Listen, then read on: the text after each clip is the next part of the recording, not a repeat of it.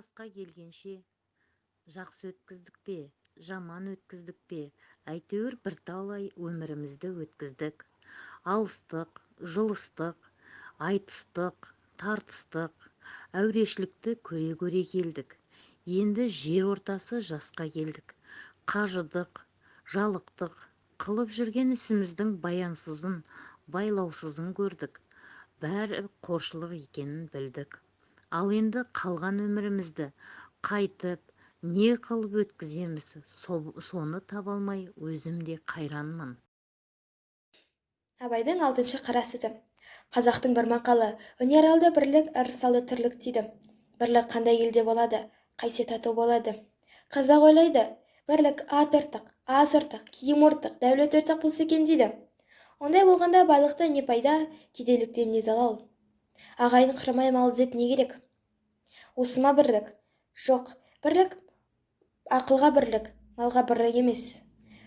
Малыңды беріп отырсаң, атасы басқа, діні басқа, күні басқаларда жалданып бірлік қылады. Бірлік малға сатылса, антұрғандықтың басы осы. Ағайын алмай бірлік қылса керек. Сонда әркім өз несібесін Құдайдан тілейді, әйтпесе Құдайдан тілемейді, шаруа іздемейді, әуел біріне бірі пәлес іздейді.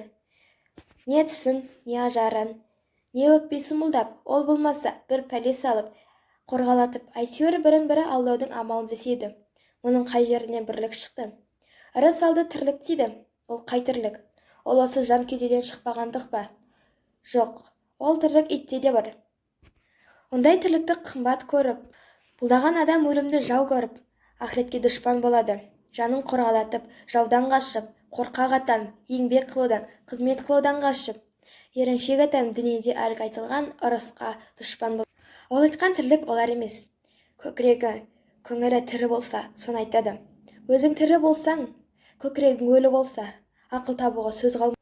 Адал еңбекпен ерінбей мал табуға жігер қыла алмайсың.